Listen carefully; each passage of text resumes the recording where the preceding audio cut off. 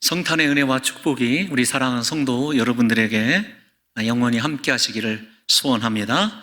오늘 성탄이 되는 장면을 누가는 남다르게 우리들에게 묘사하고 있어요. 그래서 성탄이 시작되는 그 순간을 그때라는 말씀으로 시작을 합니다. 우리 1절 한번 다 같이 볼까요? 시작. 그때에 가이사 아구스도가 영을 내려 천하로 다 호적하라 하였으니. 아멘. 그때라고 하는 이 때는 사실은 우리들의 시간이 아니라 하나님의 시간을 의미합니다. 사도 바울도 예수님의 탄생을 제가 못 적어드렸어요. 어떻게 갈라디아에서 묘사를 하냐면 이렇게 묘사를 합니다.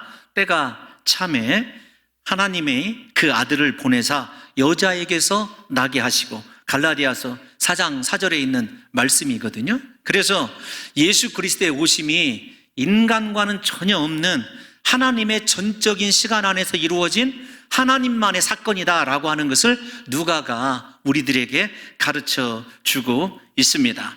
하나님께서 자신의 시간을 위하여 그 때가 찰 때까지 기다리시고 또 기다리시고 있었을 뿐만 아니라 그 기다리심 속에서 인류를 구원하시기 위한 하나님의 일이 끊임없이 이루어지고 있다는 것을 우리가 이해할 수 있어야 합니다. 그래서 이사야 9장에서 아기 예수의 탄생을 예언하시고 주님께서 뭐라고 말씀하셨냐면 만군의 여호와 하나님의 열심히 이를 이루리라, 이렇게 말씀한 것을 우리가 또 기억해야 합니다. 그래서 이번 성탄 사건, 우리를 죄에서 구원하시기 위하여 이 땅에 오신 사건은 철저히 인간이 배제되어야 되고 하나님의 은혜로만 이루어진 것임을 이 누가가 우리에게 그려주고 있습니다. 제임스 스튜어트라고 하는 유명한 신학자가 있습니다. 그 신학자가 이 부분을 주석하면서 이렇게 이야기를 했어요. 세상과 인간들의 영혼이 그를 위하여 완벽하게 준비되었을 때 그리스도는 오신 것이다. 말씀이 육신이 되어 단 한 시간도 이르거나 늦는 법이 없이 그리스도는 정확하게 하나님의 때 말씀이 육신이 되어 오신 것이다. 이 시간이 하나님의 시간임을 우리 사랑하는 성도 여러분들과 제가 분명히 이해한다면 우리가 예수 그리스도를 믿고 그분이 우리의 구주 되심이 고백되어지는 사건은 우리의 일이 아니라 전적인 하나님의 은혜라는 것도 아울러 생각이 되어지게 되죠. 그런데 이렇게 하나님의 시간, 하나님의 때라고 알려진 그때는 이스라엘 백성들에게 암울하기 그지없었던 시기입니다. 누가는 이스라엘 백성들이 당하고 있는 고통, 어두움의 이 시간을 두 단어로 표현을 합니다. 하나는 무엇이냐면 가이사 아구스도의 영에 의하여라는 말이고, 두 번째 단어는 호적이라고 하는 말입니다. 이 두 단어가 왜 누가가 이 가이오라고 하는 사람에게 특별히 이렇게 예수 그리스도의 탄생을 자세하게 때와 그 다음에 황제의 이름, 그 다음에 황제가 행한 일까지 다 가르쳐 주냐면, 우리가 잘 알고 있는 대로 역사를 주장하시는 분은 하나님이시다라는 거예요. 여러분, 가이사가 일을 하고 있는 것 같지만 가이사를 주장하시는 분이 하나님이심을 우리에게 누가가 알려주고 있습니다. 그런데 왜 이때가 가장 고통스럽고 암울한 유대인들에게 시기냐 하면은 로마의 압제가, 이 황제에 의한 이 압제가 극에 달았을 때입니다. 자신을 신이라고 부르는 황제에 의하여 철권 통치가 행해져서 압제와 핍박이 극에 달았을 때임을 누가가 사실은 은연중에 이 독자들에게 가르쳐주고 있는 거죠. 심지어 로마의 올림푸스 신전에는요, 모든 신들이 다 수집되어 있어서 발 디딜 틈이 없었다, 이렇게 역사가들이 기록하고 있어요. 거기다가 이제 사람이 신이라고 하고 동전에다가 하나님의 아들 황제 가이사 이렇게 새겨놓을 정도가 되었으니까 얼마나 시대적으로 암울하고 어려운 때이겠습니까? 또 하나는 여러분, 호적이라는 것을 한번 생각해 보세요. 이 황제라고 하는 말을 통해서 신이라고 하는 이 말을 통해서 이스라엘 백성들이 하나님을 잃어버리고 인생에 참 가장 힘든 시기를 보내고 있었다고 한다면, 호적이라고 하는 것은 이스라엘 백성들에게 일종의 요즘 아이들로 말하면은 뼈를 때리는 말입니다. 왜 그런가 하면 호적이 무엇이죠? 호적하라, 이 말이 우리가 잘 아시는 대로 인구조사하라, 그런 말입니다. 정확한 인구조사를 토대로 로마 제국의 군대를 쉽게 징병하고 그 다음에 또 쉽게 파병하기 위해서 만든 제도이기도 하고요. 두 번째는 우리가 잘 아는 대로 세금 문제 때문에 그렇습니다. 세금을 많이 걷어들이기 위해서 로마 압제 아래서 착취당하고 있었던 그때예요. 그런데 왜 호적이 중요하냐면 이스라엘 백성들에게 인구조사, 호적이라고 하는 것은요 언약적 축복의 상징이었습니다. 모세오경에 나오는 민수기가 어떤 성경이죠? 이스라엘 백성들 출애굽해서 광야에서 가나안 정복을 앞둔 이스라엘 백성들이 했던 것이 인구조사예요. 그런데 그때의 인구조사는 어떤 것이냐면 가나안, 하나님이 주신 약속의 땅을 정복하는 정복자의 모습이었습니다. 하나님의 언약을 성취하는 성취자의 모습이었어요. 그래서 이스라엘 백성들에게 인구조사는요 굉장히 중요한 하나님의 축복의 시금석이에요. 그런데 그 축복의 시금석이 이스라엘 백성들에게 역으로 착취의 수단으로 되어지고 그 다음에 민족의 정체성이 말살되어서 로마 군대로 편입되어야 될 위기에 처해 있는 것입니다. 그러므로 사랑하는 성도 여러분들과 제가 이 누가가 왜 자세히 이 사실을 기록하고 있는가를 생각해 보면 영적으로 신앙적으로 이스라엘 백성들에게 이제 소망은 없다. 다시 어떤 시대로 돌아가냐면 광야에 있는 시절로 돌아간 거예요. 아니 심지어는 애굽의 압제 아래에 있었던 성경적으로 보면 노예 시절로 돌아간 것입니다. 로마 압제 아래서 인구조사를 역으로 당하고 있으니까요.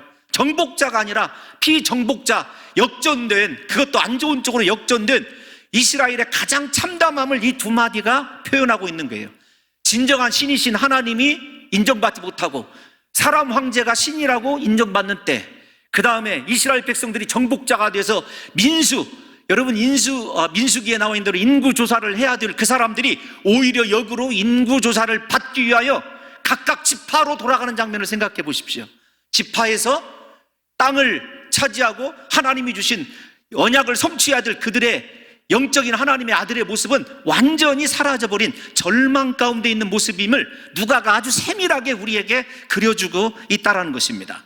이렇게 절망과 고통이 가장 극심한 그 시간에 하나님께서는 언약대로, 약속대로 베들레헴 다윗의 동네에 메시아이신 예수 그리스도가 탄생하게 하신 것입니다. 하나님께서는 죄악의 짐 아래서 고통하고 신음하는 자신의 백성들을 구원하시겠다는 그 약속을 이루시기 위하여 그 약속대로 예수 그리스도를 이 땅에 보내주셨다는 거예요. 이스라엘 백성들이 잡보자기 상태에서 절망에 사로잡혀 있었지만 하나님은 그 가운데서도 자신의 계획대로 이스라엘을 구원하시기로 작정하신 그 일을 행하고 계셨다는 것입니다. 그러므로 우리가 이번 성탄절에 분명히 아셔야 될 것이 있습니다. 어떤 것이냐면 우리 인생에 절망은 없다는 것입니다. 아무리 내 인생이 고통스럽고 희망이라고는 단 한 줄기도 보이지 않아도요, 그 속에 나의 상태와는 상관없이 나를 사랑하시고 나를 위하여 일하시는 하나님의 그림자를 우리 사랑하는 성도 여러분들과 제가 발견해야 돼요. 여러분 생각해 보십시오. 가장 극심하고 힘든 상황에서 예수 그리스도께서 오셨다. 인간이 생각할 때는 고난이라고 생각하는 그 시간이 하나님의 시간이었다. 여러분 이것을 한번 생각해 보시라고요. 독일 여러분 남부에 가면 뮌헨이라고 하는 도시가 있습니다. 다카우라고 하는 유명한 유대인 수용소가 있어요. 맨 처음에는 히틀러가 정치범을 수용하기 위해서 자신을 반대하기 위해서 만든 그런 수용소였어요. 근데 그 수용소에 어느 정도나 이 수용소 규모가 크냐면 약 20만 명 정도를 수용할 수 있었대요. 그런데 12년 동안 이 20만 명을 수용했던 그 수용소에서 3만 5천 명이 이 유태인들이 희생을 당했어요. 그런데 그 희생되었던 사람들이 유태인 막사에 이런 글들이 쓰여져 있습니다. 형제가 죽어가고 아버지가 죽어가고 자기 자신도 언제 죽어가야 될지 모르는 상황에서 이렇게 쓰여져 있더라고요. 저도 힘들 때 가끔 이 말을 생각을 합니다. 어떤 거냐면 나는 믿는다. 태양이 빛나지 않을 때에도 태양이 있음을, 사랑을 느끼지 못할 때에도 사랑이 있음을, 하나님이 침묵하실 때에도 하나님이 계심을, 영원한 평화의 그날이 이 땅 위에 오리라는 것을 더딜지라도 그날이 반드시 오리라는 것을 나는 굳게 믿는다. 여러분 이게 실감이 나십니까? 우리 사랑하는 성도 여러분들과 제가 처음 그때라는 이 말씀을 통해서 우리의 인생의 시간과 하나님의 시간이 비록 다르다 할지라도 그 시간 속에서 비춰지는 삶의 정황이 우리가 기대하는 것과 너무도 다르고 내 삶이 너무도 피폐해지고 황폐해져 있다 할지라도 우리를 위한 하나님의 일, 하나님의 역사는 멈추지 않는다는 거예요.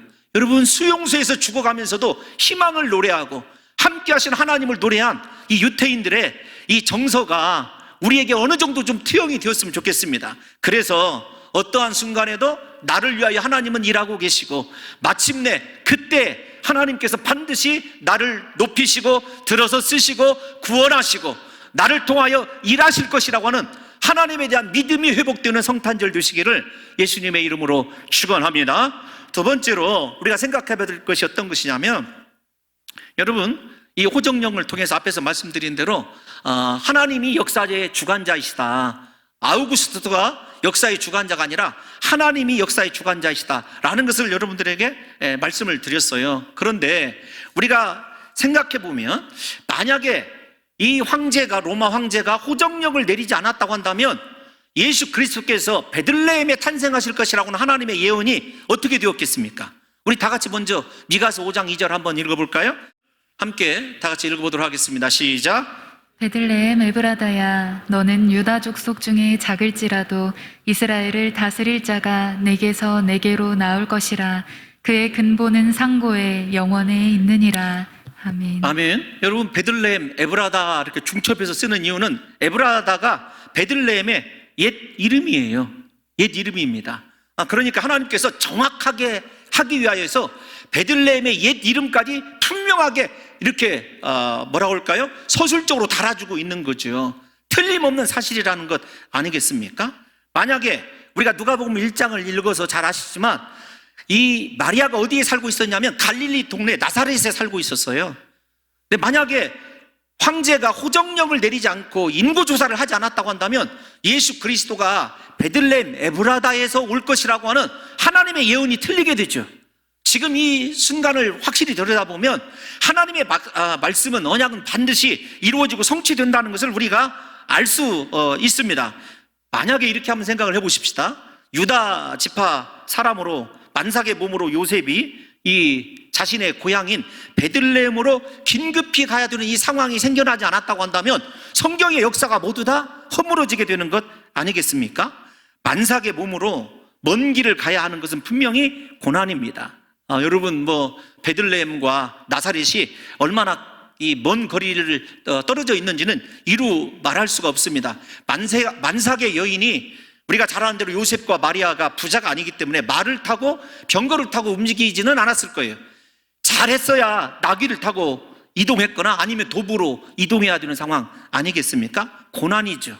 극심한 고난입니다. 그런데도 불구하고 이 성경에서 이 구절에서 우리가 두 가지를 생각해야 되는데, 지난 주일날 제가 잉태하여 아들을 낳으리니 설교한 이유가 거기에 있습니다. 마리아에게 분명히 다윗의 왕위가 메시아가 탄생할 것을 주님께서 약속해 주셨거든요. 마리아는 분명히 알고 있었을 거예요. 언약적 이 하나님의 이 신탁이 반드시 이루어지고 있다는 것을 알고 있었을 거예요. 그럼에도 불구하고 우리가 말씀을 알고 있다, 듣고 있다라는 것과 현실적 삶에서 찾아오는 고난은요, 별개의 문제일 때가 있습니다. 여러분, 그렇지 않습니까? 우리가 하나님이 살아계시고 나와 함께 하심을 믿습니다. 그러나 내 인생 가운데 지금 현실적으로 겪고 있는 고난의 문제에서 과연 하나님은 나와 함께 하시는가? 하나님은 과연 나를 인도하고 계신가? 이렇게 의심될 때도 있지 않겠습니까? 그런데 오늘 본문을 보게 되면 마리아는 고난 자체는 달가운 것이 아니지만 분명히 하나님께서 약속하신 그 말씀대로 이루어지고 있다는 것을 믿고 있기에 묵묵히 어디로 가고 있어요? 우리가 잘 아는 대로 베들레헴으로 올라가고 있는 것입니다. 사랑하는 성도 여러분, 이처럼 고난은 누구에게나 달가운 것이 아닙니다. 하지만 하나님은 우리의 고난을 통하여 때로는 하나님의 뜻을 이루는 것을 볼 수가 있어요. 그래서 고난과 고통 앞에서 좌절하는 것이 아니라, 고난은요, 우리에게 하나님의 뜻이 이루어지고 있는 시간이라는 인식이 필요한 것입니다. 분명히 나의 고난을 통해서 하나님의 말씀은 이루어질 것이고, 내 고난은 내가 살아가는 것이 아니라 하나님께서 붙잡고 역사하는 하나님의 도구라는 것을 인정해야 돼요. 그래서 여러분, 이렇게 한번 생각해 보십시오. 고난을 통해서 내 인생의 방향이 하나님이 원하시는 방향으로 지금 가고 있다, 더딘 것 같지만 이렇게 생각하면 옳을 것 같아요. 예를 들면 요나 선지자 잘 알고 있지 않습니까? 요나가 고난을 통해서 풍랑이 있는 바다로 던져지지 않았다고 한다면 어떻게 니느웨 사람들을 구원하시기로 작정하신 하나님의 뜻이 이루어질 수 있겠는가? 그렇습니다. 고난을 통하여 내 인생의 방향이 내가 원하는 방향이 아니라 하나님이 원하시는 방향으로 인생의 궤도가 수정되고 있다는 사실을 믿으시고 오히려 고난 앞에서 이렇게 외치셔야 됩니다. 지금 하나님의 시간에 하나님이 나를 통하여 이루시고자 하시는 하나님의 일이 이루어지고 있다라고 하는 사실을 선포하심으로 말미암아 오늘 이 마리아와 요셉을 통하여 우리 사랑하는 성도 여러분들과 저의 고난의 끝에 하나님의 말씀이 성취될 것이고 하나님께서 나에게 이루시기로 작정하신 놀라운 역사가 일어날 것이라고 하는 사실을 분명히 확신하시기를 예수님의 이름으로 축원합니다. 이것이 성탄절에 우리 사랑하는 성도 여러분들과 저희가 고난에 대해서 대해야 되는 신앙적 태도라고 이야기할 수 있습니다. 역사가들은 그 당시 베들레헴의 인구가 약 채 2,000명이 안 되는 것으로 말하고 있습니다. 이처럼 작은 동네 베들레헴에 수많은 사람들이 일시에 모여들었기 때문에 머무르며 출산할 수 없었다는 것은 우리가 익히 잘 알고 있는 사실 아니겠습니까? 결국 본문 7절에 보면 이렇게 얘기를 하고 있어요. 본문 7절 한번 읽어보겠습니다. 시작. 처다들 낳아 강보로 싸서 구유에 뉘었으니 이는 여관에 있을 곳이 없음이러라. 아멘. 아멘. 다른 곳에 있을 곳이 없었던 것이죠. 많은 사람이 몰려들었기 때문에 그래요. 그런데 중요한 것이 구유라는 말이에요. 여러분, 이 누가는 마국간 이런 표현을 쓰지 않아요. 구유. 그 다음에 중요합니다. 강보에 쌓았다. 이 두 가지 말이 누가가 그리고 있는 예수님의 메시아 되심의 그림이거든요. 그래서 신학자들이 이렇게 설명을 해요. 어떻게 얘기하냐면 구유는 무엇으로 만들어졌을까요? 그 당시에 나무로 만들어졌겠죠. 당연히 나무가 일종의 구유 아니겠습니까? 무슨 지금 유대인들의 집 구조를 설명할 수가 없어서 일단 여러분 구유가 놓여 있는 것도 사실은 이렇게 사람들이 같이 자고 있는 조금 부잣집은 2층이에요.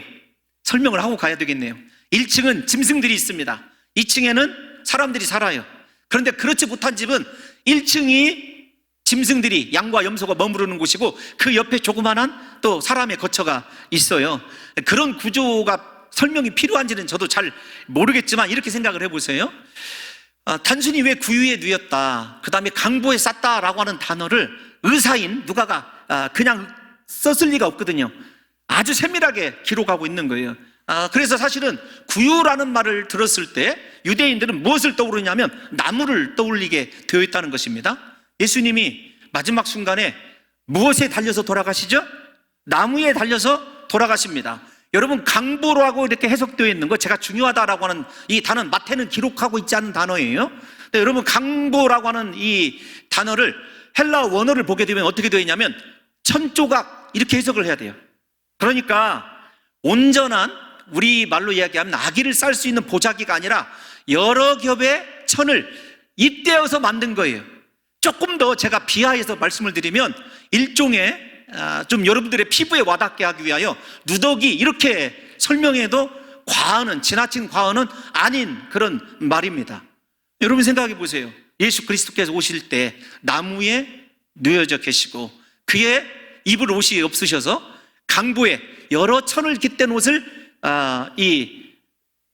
의탁하고 쌓아 계신 거예요, 몸이. 그런데 십자가상에서는요 벌거벗겨지게 되시거든요. 그리고 자신의 하나밖에 없는 속옷마저도 우리가 잘 아는 대로 하마터면 찢기울 뻔했다가 제비 뽑아 다른 사람에게 가는 장면을 보게 돼요. 그래서 예수 그리스도의 메시아 되심이 인간적인 우리가 기다리는, 그리고 우리가 소망하는 그런 모습이 아니라 가장 가난하고 낮은 자의 모습으로 오셔서 그렇게 이 땅에 육신적인 것 하나도 남기지 아니하시고 십자가에서 처절하게 벌거벗겨지신 채로 돌아가는 이 그림을 누가가 신학적으로 그리고 있다, 이렇게 바라보는 견해도 있다는 것입니다. 저는 나름대로 일리가 있다라고 생각이 되어진 것입니다. 중요한 것은 왜 누가가 이렇게 자세히 이 말을 기록했느냐라고 하는 것 아니겠습니까? 왜 이러한 모습으로 예수님이 이 땅에 오셔야 했느냐라고 하는 거예요. 무엇으로 이것을 설명할 수 있겠습니까? 한마디로 말씀드리면 사랑 때문입니다. 사랑이 아니고서는 예수 그리스도에 이렇게 철저한 자기 버림, 비움이 있겠느냐고요. 그래서 우리가 잘 아는 대로 요한복음 3장 16절 우리가 다 외우는 말씀 아닙니까? 하나님이 세상을 이처럼 사랑하사 독생자를 주셨으니 이는 저를 믿는 자마다 멸망하지 않고 영생을 얻게 하려 하심이라. 이유는 딱 한 가지예요. 하나님이 우리를 이렇게 사랑하셨기 때문에 자기가 그렇게 하나님 당신이 비워지지 아니하시고 낮아지지 않고는 우리를 구원할 길이 없기 때문이라는 것을 잘 아실 것입니다. 제가 성탄절 때마다 묵상을 하면서 하나님 말씀이 아닙니다. 참 은혜롭다. 어떻게 이런 표현을 쓸 수 있을까라고 하는 학자의 글이 있어요. 성육신 하신 예수 그리스도를 묘사한 글인데 여러분들에게 또다시 한번 들려드리고 싶어요. 필립 얀시가 한 말입니다. 아기 예수님으로 오신 하나님의 은혜, 하나님의 그 사랑을 이렇게 표현을 했어요. 제가 지금 설교하고 있는 것과 일맥상통하니까 조금 들어보시기 바랍니다. 창조자가 지구상의 피조물 가운데 한 부분이 되신다는 이 사실이 어떻게 이해될 수 있겠습니까? 어디에도 견줄 수 없고 전혀 생소하며 유일무이한 사건이었습니다. 춥고 어두운 어느 날 밤 베들레헴 굴곡진 언덕 위에서 영계와 물질계가 극적으로 교차되었습니다. 처음도 없고 나중도 없으신 하나님께서 시간과 공간 안으로 들어오신 것입니다. 우주를 가득 채우고 계신 하나님께서 시골뜨기 아이가 되셨습니다. 다른 평범한 아이들과 똑같이 걷는 법과 말하기와 혼자 옷 입는 법을 배우셨습니다. 이것은 하나님이 사람의 몸을 입음으로 의도적으로 완전하지 못한 결함 속으로, 약점 속으로 들어오신 것을 의미합니다. 그의 전지하심은 당시 통용어였던 아람어 발음 하나하나를 배워야 하는 한정된 두뇌로 바뀌었고, 온 우주에 충만하신 그의 편재하심은 두 발로 걷고 때로는 나귀를 타야 하는 모습으로 바뀌었습니다. 그의 전능하심은 나무를 켤 정도의 힘은 있었지만 자기를 방어할 수 없는 나약한 상태로 변하셨습니다. 한눈으로 온 우주의 별들을 바라보시던 그분이 나사렛의 좁은 오솔길과 유대 광야의 바위들과 예루살렘의 복잡한 거리를 쳐다보셨습니다. 물질을 만드신 그 하나님이 물질의 형태를 취하셨습니다. 화가가 자신이 그린 그림의 한 점이 되듯 극작가가 자신이 쓴 연극 대본의 한 등장인물이 되듯이 말입니다.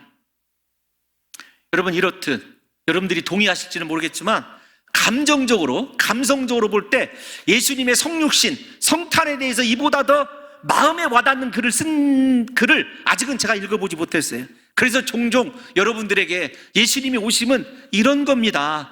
왜 이렇게 오셨느냐? 왜 강보에 쌓이시고 나무에 오셨느냐?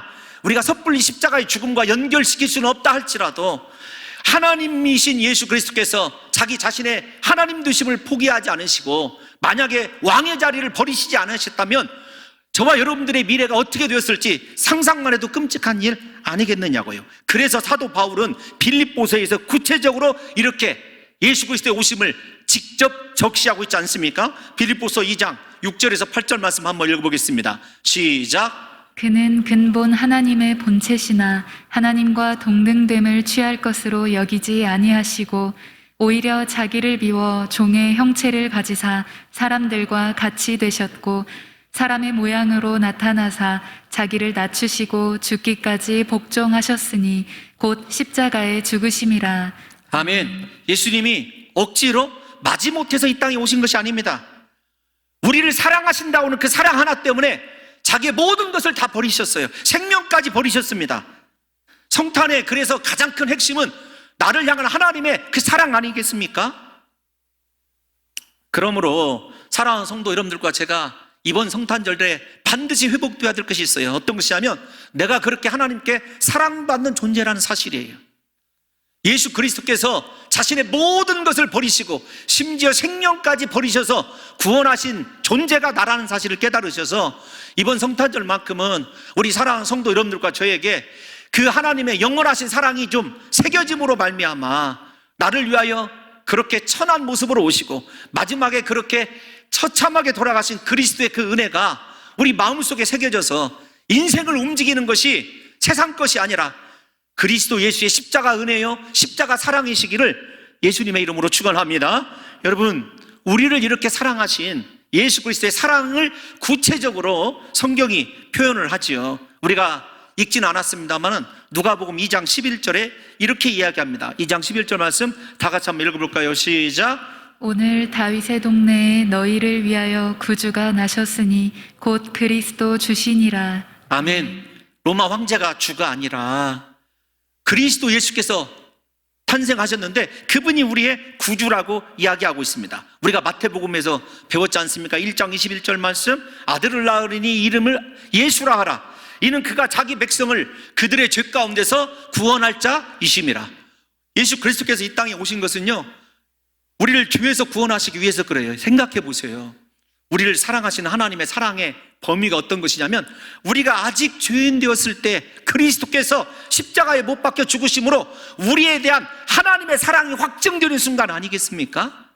분명히 우리를 사랑하시는 예수님은 구주로 오셨습니다. 중요한 건 이 2장 11절이 헬라어로 보면 다 현재형이에요. 그러니까 계속해서 오시는 거예요. 무슨 말이냐면, 한 번 우리 안에 오신 예수 그리스도는 영원히 나의 구주가 되시고, 우리의 모든 죄가 한 번만 사해지는 것이 아니라 영원히 사해진다는 사실을 우리에게 문맥상으로 나타내주고 있습니다. 어떤 것을 말씀드리고 싶냐면, 사랑하는 성도 여러분, 죄악에 넘어졌어도 괜찮아요. 실패해도 괜찮습니다. 왜냐하면 우리를 사랑하시는 예수님의 사랑이 영원하고 변함이 없고, 그분이 나의 영원한 구주이시기 때문에 그리스도 예수만 붙드시고 그분의 은혜 안에서 살아가게 되면 모든 죄에서 건짐받게 되고 영원한 하나님의 백성으로 살게 되는 역사가 일어나게 될 줄로 믿습니다. 우리를 사랑하신 예수님은 우리를 죄에서 구원하시기 위하여 기꺼이 십자가에 못 박혀 죽으셨어요. 유명한 마틴 루터가 이 구절을 주석하면서 이렇게 이야기를 했어요. 그리스도 없이는 아무도 하나님을 알지 못하고 용서와 은총을 받지 못하며 아버지께로 오지 못한다. 우리가 하나님께 예배할 수 있었던 것, 하나님을 우리가 진실로 하나님이라고 인정할 수 있는 건 예수 그리스도의 십자가 구속의 은혜 때문 아니겠습니까? 오늘 죄 용서함을 받으신 사랑하는 성도 여러분들이요, 예수 그리스도의 은혜 때문에 영원토록 저와 여러분의 인생이 하나님 앞에만 서 있기를 예수님의 이름으로 축원합니다. 하나님의 용서의 사랑 영원하다라는 사실을 잊지 마시고 그리스도 예수께 돌아와 이 땅에 오신 예수님께 경배하는 경배자가 될 뿐만 아니라 나를 사랑하시고 나를 용서하시되 끝까지 용서하셔서 나의 구주 되신 예수 그리스도를 두 눈으로 확인할 수 있는 복된 성탄절 되시기를 예수님의 이름으로 축원합니다. 중요한 건 누가가 오늘이라고 하는 단어를 쓰고 있다는 거예요. 오늘. 여러분, 현재 중에 현재를 나타내는 말 아니겠습니까? 여러분, 오늘 예수님이 우리에게 구주로 오셨다. 여러분, 이 오늘이라고 하는 단어는 사실은 어떤 거냐면 항상 이런 뜻이에요. 구주로 오셨는데 제가 앞에서 항상 나의 구주가 되어주시는 거예요. 그리고 이 오늘이란 말을 통해서 누가가 임마누엘이라고 하는 단어를 쓰고 있지 않지만 항상 함께 하시는 존재, 항상 나의 구주가 되어주시는 존재라고 하는 것을 시간에다가 이렇게 담아 놓았어요. 오늘이라고 하는 시간의 그릇에다가 항상이란 말, 그분이 나의 구주가 되시니까 당연히 나와 함께 하신다는 말이 포함되어 있는 것 아니겠습니까?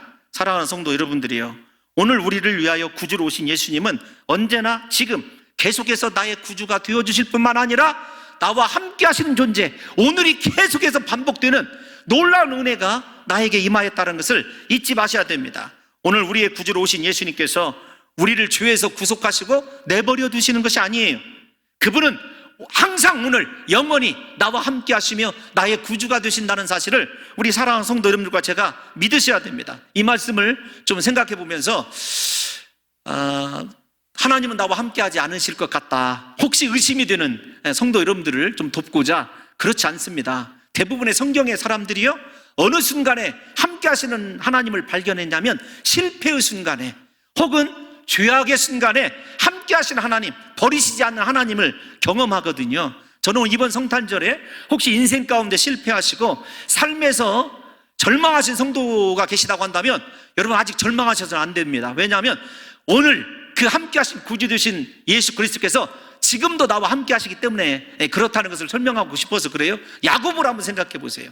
야곱이 자신의 잔꾀로, 우리가 잘 아는 대로 팥죽 한 그릇에 에서 형의 장자의 명분을 빼앗아 버리고 이 에서의 의도를 알고 밧단 아람으로 도망가죠. 우리가 잘 아는 대로 이 밧단 아람으로 도망가다가 베델이라는 곳에서 잠을 자다가 하늘 사닥다리를 경험하게 됩니다. 그때 그가 고백한 말이 어떤 말인지 잘 알고 있지 않습니까? 하나님이 과연 여기 계시거늘 내가 알지 못하였도다. 하나님이 이삭의 아버지, 자기 아버지 이삭의 장막 안에만 계신 하나님이 아니라는 거예요. 그곳에서 예배하고 말씀드리며 함께 이삭과 살아갈 때만 하나님이 그와 함께 하신 것이 아니라 혼자, 나쁜 말로 말씀드리면 범죄하고 도망하는 그 신세에 있는 그에게도 하나님께서 함께 하시고 그를 지키시는 것을 한번 생각해 보십시오. 우리 사랑하는 성도 여러분들도 마찬가지입니다. 여러분이 있어야 될 장막을 벗어나고 인생의 목적지를 이탈해서 삶이 방황하고 있고 힘들다 할지라도 여러분 분명히 눈을 열어 오늘 지금도 나와 함께 하시는 예수 그리스도, 영원토록 내 구주가 되신 예수 그리스도를 발견하심으로 말미암아 다시금 여러분의 인생이 하나님에 의하여 다스림받고 평안함으로 인도함받는 역사가 있으시기를 예수님의 이름으로 축원합니다. 또 하나만 더 예를 여러분들에게 들어드릴게요. 신약에서 엠마오로 향하던 두 제자를 한번 생각해 보십시오. 예수님께서 예루살렘을 떠나지 말라 그렇게 말씀하셨는데 그 말씀을 저버리고 자신의 고향인 엠마오로 향하던 그 제자들에게 예수님께서 찾아봐 주셔요. 그들에게 말씀을 가르쳐 주십니다. 그들에게 먹을 양식을 공급해 주셔요. 예수님이 우리가 성공하고 잘날 때만, 잘 나갈 때만 우리와 함께 하시는 분이 아니라 오히려 내가 실패하고 좌절하고 있을 때 제 경험으로는 더 구체적으로 나를 사랑하시고 나와 함께 하심의 표시가 여러 가지로 더 드러나더라고요. 그래서 오늘 이 성탄절을 통해서 우리의 인생이 얼마나 코로나 때문에 지치고 힘이 들고 낙심도 됩니까? 그런다 할지라도 지금 이 순간에 우리가 가장 최악의 순간이다라고 생각하는 지금도 우리가 분명히 선포해야 되고 믿어야 될 것이 있습니다. 나의 구주가 되셔서 2000년 전에 베들레헴에 오신 예수 그리스도는 오늘 또 나의 구주가 되시고 임마누엘로 나를 끝까지 지키시고 나와 함께 하실 것이다, 내 인생을 축복하실 것이라고 하는 확신이 우리 사랑하는 성도 여러분들에게 있어지시기를 예수님의 이름으로 축원합니다. 여러분, 마태가 우리가 잘 아는 말씀 아닙니까? 제자들에게 파송을 하시면서 부탁하시면서 다른 것 부탁하지 않으셨습니다. 다른 것으로 약속하지 않으셨습니다. 무엇이냐면 세상 끝날까지 내가 너희와 항상 함께 있을 것이다. 우리 한번 읽어볼까요? 마태복음 28장 20절 시작. 내가 너희에게 분부한 모든 것을 가르쳐 지키게 하라. 볼지어다 내가 세상 끝날까지 너희와 항상 함께 있으리라 하시니라. 아멘. 사랑하는 성도 여러분, 이번 성탄절의 최고의 축복은 나의 구주 되시는 예수님께서 영원토록 나와 함께 하신다는 사실을 믿어지는 성탄절이 된다면 최고의 축복이 되리라고 저는 믿습니다. 예수님이 함께 하시는 인생은요, 두려움이 없죠. 삶에 부족함이 없습니다.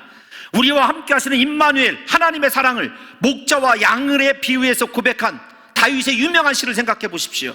여호와는 나의 목자시니 내가 부족함이 없으리로다. 할렐루야.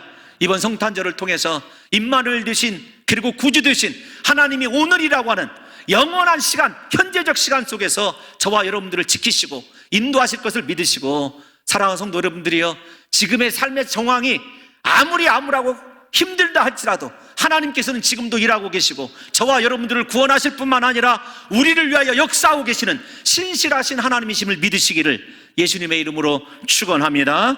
우리 모두 다 자리에서 일어나셔서 기쁘다 구주 오셨네 찬양 드리도록 하겠습니다. 찬양 드리고, 주님, 내 삶을 일으켜 세워주실 줄로 믿습니다. 나를 회복시키시고 영원토록 나와 함께 하실 줄로 믿습니다.